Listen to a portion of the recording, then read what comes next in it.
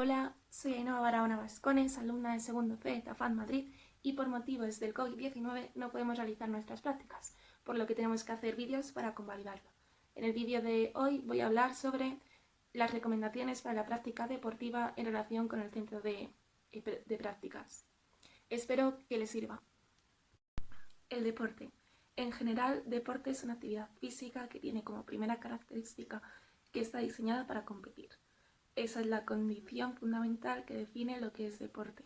Es verdad que se han añadido otros conceptos de deporte que minimizan o excluyen la competición de ese objetivo, como sucede con el deporte destinado a la salud o incluso el recreacional. Pero no se debe perder de vista que el hombre compite y que el deporte es una de las actividades en las que esto se pone más claramente de manifiesto. Además, las otras dos características que definen lo que es deporte son el entrenamiento y las normas. Para definir una actividad como deporte hay que efectuar una preparación específica, es decir, hay que entrenar y, además, el deporte no se puede practicar libremente y como se requiera, como se quiera. Hay que hacerlo de acuerdo con las normas concretas de cada disciplina deportiva. Antes de empezar su deporte, ¿para qué realizo deporte? Esta es una cuestión que cualquier deportista recreacional debería plantearse seriamente y una vez decidido el motivo por el que se requiere realizar, actuar en consecuencia y su sinceridad. Muchos deportistas inician su práctica para mejorar sus hábitos saludables, evitar el sedentarismo, perder peso, sentirse mejor, etc. Otros para pasarlo bien, pero otros pretenden competir. La competición no es necesariamente inconveniente. Todo se hace en la vida con sentido competitivo, pero cuidado, tiene riesgos. Básicamente los que sitúan a la persona más allá de sus posibilidades o los riesgos que supone alguna posible enfermedad. Por lo tanto, se debe competir con sensatez. No obstante, un deportista amateur no debe seguir las pautas de entrenamiento y de preparación de los profesionales o de los deportistas de rendimiento. El deporte es divertido, pero afecta a la salud. No hay ninguna otra estrategia nutricional, farmacológica o higiénica que tenga tantos y tan importantes efectos beneficiosos sobre la salud como la actividad físico-deportiva. No pretendemos hacer una descripción pormenorizada de los beneficios de la actividad física sobre la salud. Se detascarán de forma resumida los más importantes. A nivel físico, en el sistema endocrino-metabólico, el ejercicio disminuye o controla el peso y tiene un efecto positivo sobre el colesterol. Lípidos sanguíneos. Además, disminuye el riesgo de presentar diabetes. A nivel cardiovascular, mejora el aporte de oxígeno al corazón, disminuye la tensión arterial y disminuye el riesgo cardiovascular. Se produce una mejora de la función respiratoria. Sobre el aparato locomotor, mejora todas las cualidades físicas como la fuerza y la resistencia, y disminuye el riesgo de osteoporosis, además de favorecer el crecimiento en niños y reducir el riesgo de caídas y de fracturas en ancianos. Son notorios los efectos beneficiosos de la actividad físico-deportiva a nivel sociológico, entre los que destacan la menor susceptibilidad al estrés, la reducción de las respuestas cardiovasculares al estrés, la mejora de la autoconfianza, la reducción de síntomas de ansiedad y de depresión y la disminución de riesgos de padecer depresión, junto con un mayor ajuste psicológico. No menos importantes son los efectos sociales como mayor integración social, la mejora de los resultados académicos, mejor comunicación en relación con los compañeros, mayor disciplina, disminución de la agresividad violenta y alejamiento de ambientes nocivos, alcohol, tabaco, droga, delincuencia juvenil. No todo puede ser bueno. El deporte tiene algún riesgo. A pesar de que las ventajas superan indudables y ampliamente los inconvenientes, no se puede negar que la práctica deportiva tiene algunos riesgos.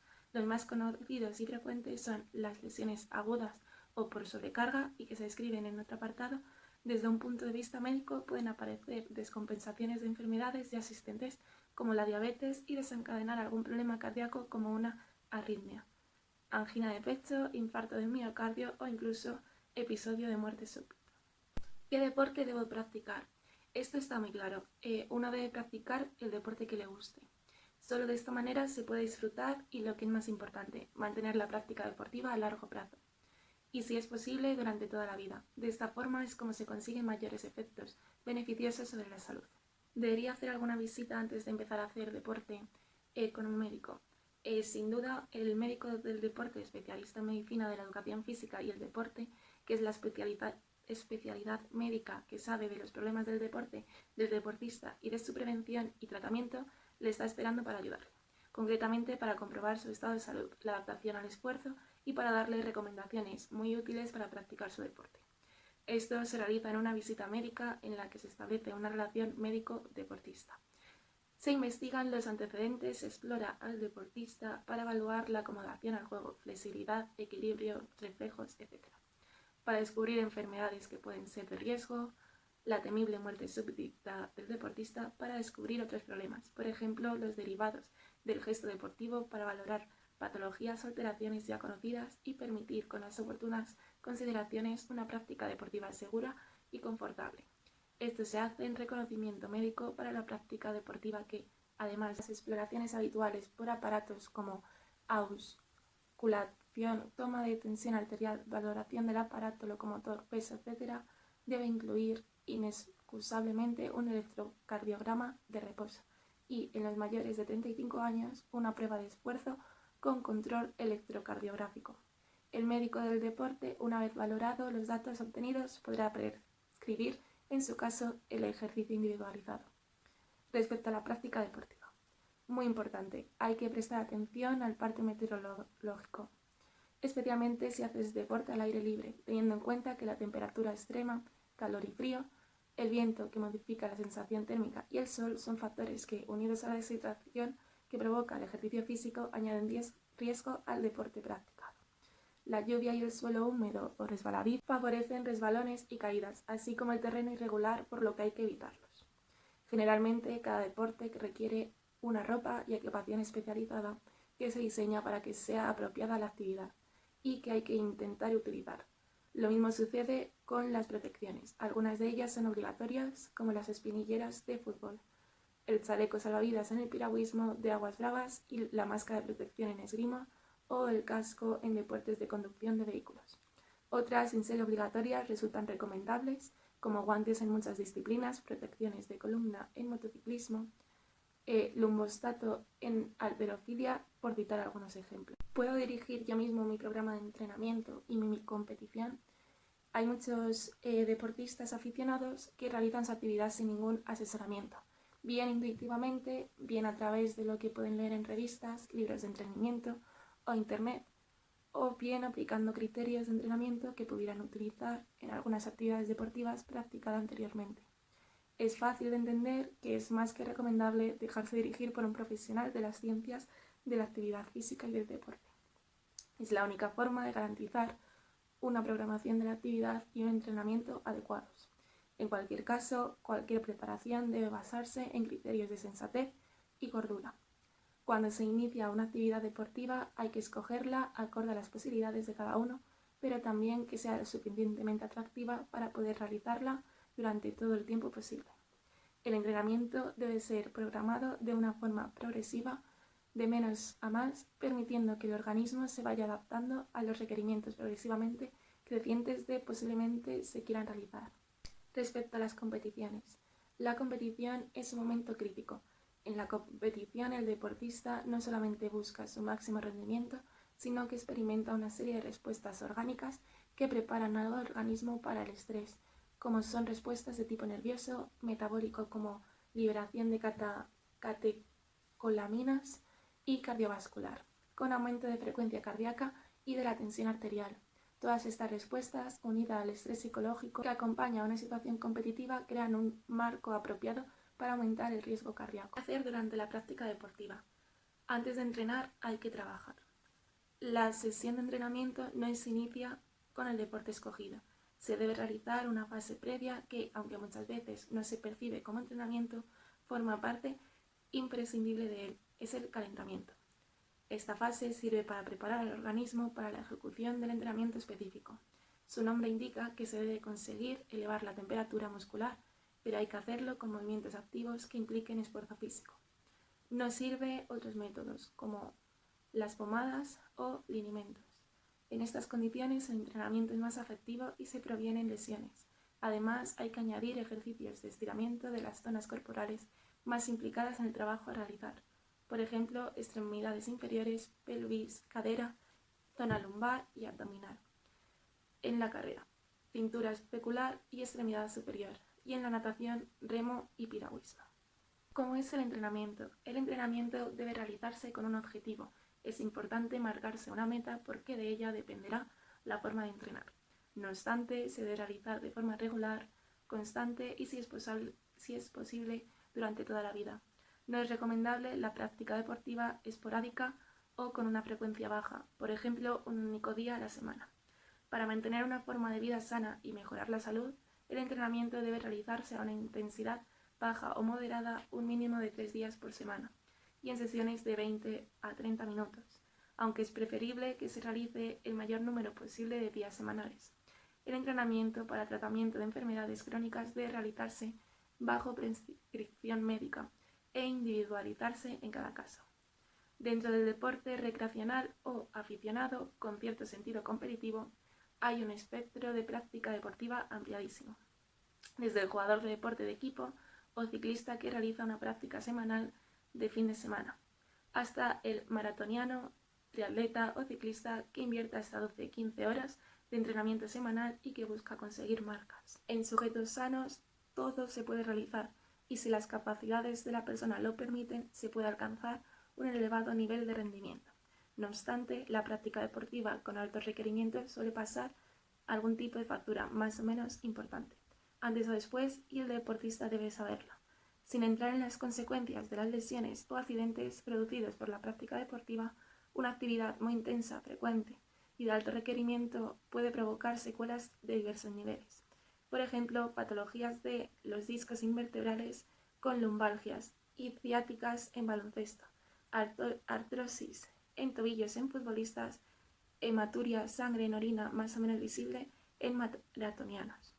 Las adaptaciones que se esperan del entrenamiento y que suelen ser beneficiosas en ocasiones van algo más lejos y suponen problemas como arritmias auriculares en deportistas de resistencia con muchos años de prácticas y que son consecuencias de un agrandamiento de la aurícula derecha del corazón. La sesión acaba con la finalización del entrenamiento.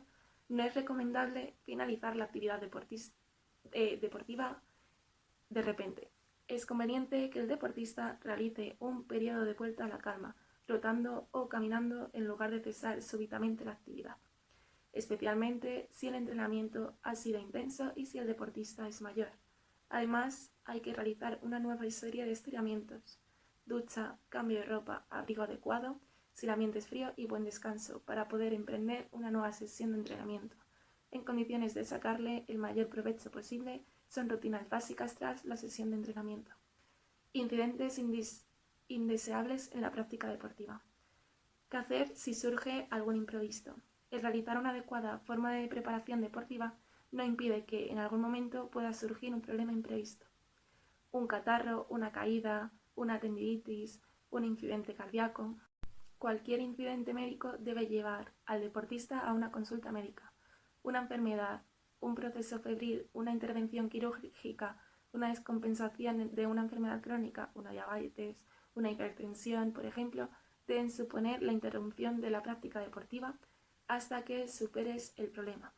Una lesión aguda, esguince, contusión, rotura de fibras musculares o una lesión crónica, tendinitis, fascitis, osteopatía de pubis, requieren el oportuno tratamiento y la reincorporación del entrenamiento según indicaciones médicas.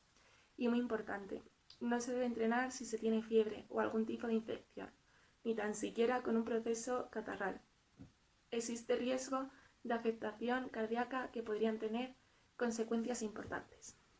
El mayor riesgo del deportista es la muerte súbita.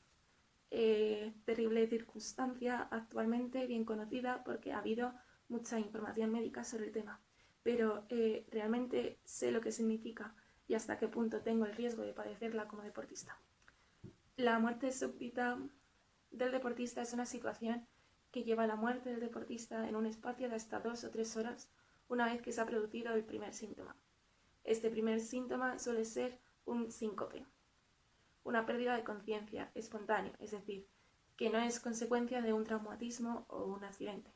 El deporte o el ejercicio intenso es lo que causa el episodio mortal. Dicho de otra manera, ¿un deportista sano puede sufrir un episodio de muerte súbita? Rotundamente no. El problema es que hay personas que se consideran sanas, pero que verdaderamente no lo son, porque tienen alguna enfermedad o defecto cardiovascular que no se ha diagnosticado. Las consecuencias del deporte excesivo. Hay deportistas que acaban obsesionándose de tal manera con su práctica deportiva que la convierte en su objetivo fundamental. Destinan todas sus horas disponibles, modifican sus hábitos de vida, cambian su alimentación drásticamente, toman suplementos dietéticos que debe tener un deportista. Hay aspectos del cuidado del deportista que pueden parecer intrascendentes, pero que resultan de gran importancia en la prevención de problemas relacionados con el deporte. Un aspecto primordial en la elección del calzado, teniendo en cuenta que la mayor parte de las actividades deportivas se realizan de pie, por lo que esta zona sufre un gran estrés.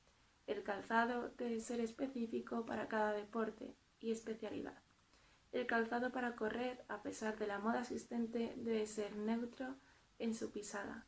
Si se necesita alguna corrección de la planta, pronador, supinador, plano, cabo, etc., deberá ser el profesional médico o podológico el que lo prescriba. Si se hace un deporte específico, se usará el calzado que corresponda. Por ejemplo, en fútbol o baloncesto se usarán las botas o zapatillas correspondientes para entrenar cada deporte y para competir. Pero si se hace preparación física como correr, se debe hacer con zapatillas para correr. Hay que recordar usar chancletas en la ducha para evitar infecciones de vestuario como la micosis. Y ninguno de estos calzados se debe usar para la actividad diaria normal. Hay que tratar las alteraciones que puedan aparecer en los pies como ampollas y callosidades antes de que produzcan problemas. También se debe intentar mantener un peso adecuado. Una zona que es fuente de problemas en ambientes de calor son las rozaduras en la zona inguinal, favorecida por el sudor y la fricción. Usar prendas no sintéticas, no excesivamente ajustadas, secando bien la zona, cambiando la ropa frecuentemente y usando talco o vaselina son medidas que evitan su molesta aparición. La ducha y correcto secado después de la actividad es imprescindible. Especialmente en los deportes de equipo y de contacto se debe evitar el uso de adornos, collares, pullares, anillos y piercings, por el riesgo de lesión al contrario o a uno mismo. Las uñas deben estar adecuadamente recortadas y el pelo recogido con el mismo motivo. Una práctica de riesgo es mascar chicle. Si este inesperadamente por un gesto imprevisto, que tantas veces sucede en el deporte, se desvía a la vía respiratoria, el deportista podría tener un grave problema. Por favor, evite el uso de chicles en deportes. Por último, el deporte no es el contexto más adecuado para el consumo de alcohol, tabaco ni drogas. Debo comer algo especial mientras que hago deporte. El deportista aficionado no debe tomar nada especial para alimentarse habitualmente. Lo que debe hacer es seguir una dieta variada incluyendo todos los grupos de alimentos: leche y derivados, carne y huevos, patatas, legumbres y frutos secos, verduras y hortalizas, frutas, cereales, pan, pasta, arroz, maíz, miel, azúcar, dulces, grasas y aceites. Y estos alimentos deben distribuirlos equilibradamente en las distintas ingestas diarias teniendo en cuenta el tipo de deporte, horario y tiempo dedicado a sus prácticas. Tal vez puede que sea necesario ingerir una porción algo mayor de hidratos de carbono en caso de practicar deportes de resistencia o de fondo, y en el caso de realizar habitualmente entrenamiento o deporte de fuerza se puede aumentar la ingesta de proteínas. Otra cuestión es lo que se debe hacer en el entrenamiento y en la competición. Lo más importante, no hacer innovaciones en la competición ni dietas milagro en los entrenamientos. Lo primero puede tener malas consecuencias. Cualquier modificación dietética para competir se debe ensayar previamente. Lo segundo, las dietas mágicas no existen y en ocasiones pueden resultar contraproducentes y peligrosas. Lo que sí es necesario y muy importante es hidratarse adecuadamente, especialmente en condiciones de temperatura y humedad elevadas. En actividades de menos de 60 minutos de duración es suficiente beber agua, pero por encima de ese tiempo hay que tomar bebidas específicas para deportistas que contengan electrolitos e hidratos de carbono. Igualmente importante es hidratarse después de la actividad intensa para recuperarse rápido y completamente. En actividades de larga duración es especialmente importante hidratarse con agua y electrolitos e hidratos de carbono. Si solo se bebe agua, esta no responde a las pérdidas de cloruro sódico por sudor y sitúa al deportista en riesgo de padecer hiponatremia, situación en la que se distribuye el contenido de sodio de sal del líquido extracelular y que puede provocar episodios tan graves como una muerte súbita. Si no se responden los hidratos de carbono, el deportista se quedará sin elementos energéticos, sin combustibles y disminuirá su rendimiento. Incluso puede tener una pájara, que es una situación de fatiga aguda relacionada con la disminución del principal combustible muscular, el glucógeno. ¿Qué pasa con los suplementos nutricionales y las ayudas ergogénicas? Pues que en principio no son necesarios y solo se deben tomar bajo prescripción médica. Además, hay que tener cuidado con su procedencia porque existe mucho mercado negro y clandestino. No solo el que se puede conseguir en internet, y el uso de estos productos tiene riesgos si se emplean sin indicación, y puesto que son clandestinos no ofrece ninguna garantía de calidad ni tan siquiera de su contenido sea el que se indica en el etiquetado del envase. ¿Puedo tomar medicamentos? Naturalmente los prescritos por el médico, aunque hay que indicar que en algunas competiciones, incluso de aficionados, puede haber control de dopaje. En este caso, antes de utilizar medicamentos, hay que asegurarse de que no contengan sustancias que estén prohibidas por dopaje. Para aclarar esto, consulte con su especialista en medicina de deporte. ¿Y si me dopo, qué pasa?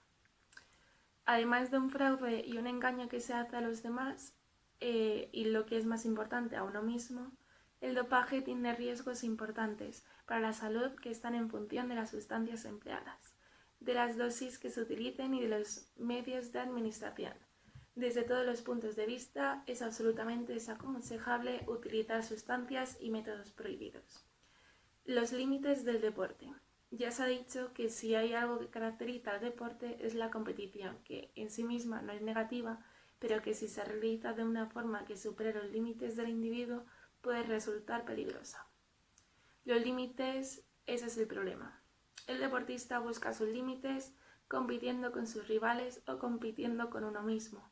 Cuando el límite se supera, se produce el problema que se manifiesta en forma de lesión o de problema médico. A veces es difícil de evitar, pero el deportista debe ser consciente de ello. Lesiones de los deportistas. Existen dos tipos de lesiones, agudas y por descarga. En las primeras hay un incidente a partir del cual se produce la sintomatología del paciente en forma de contusión, caída, traumatismo, etc. Ejemplos de este tipo de lesiones son los traumatismos, los esguinces, lesiones de ligamentos, las fracturas, las luxaciones, las roturas de fibras musculares. Se tratan de inmediato y no suelen repetirse. Las lesiones por sobrecarga, por abuso o por sobresolicitación no tienen un momento a partir del cual surgen las molestias, sino que su origen es vago en el tiempo, con baja intensidad de dolor y pocos signos y síntomas clínicos inicialmente. Ejemplos de estas lesiones son la tendinitis, periositis, fascitis y la osteopatía de pubis o pulvalgia. Son consecuencias de la repetición de los gestos deportivos y posiblemente de una mala técnica, de material inadecuado y de entrenamiento excesivo. Su tratamiento, que puede ser largo y laborioso, precisa estudiar las causas que las provocan para evitarlas. Aún así, con frecuencia recidirán o se cronifican. En el caso de problemas médicos es muy importante estar atentos a los síntomas que pueden indicar la presencia de una enfermedad importante, generalmente cardíaca, especialmente si aparecen durante o después del esfuerzo y que son el síncope, pérdida de conciencia, cefalea, dolor de cabeza, de esfuerzo o fatiga importante. Si se percibe alguno de estos síntomas o de cualquier otro que sugiera gravedad, hay que cesar la actividad y consultarlo con el médico. Y hasta aquí todas las recomendaciones para la práctica deportiva. Espero que hayáis entendido todo y que os haya servido de ayuda. Hasta dentro de poco.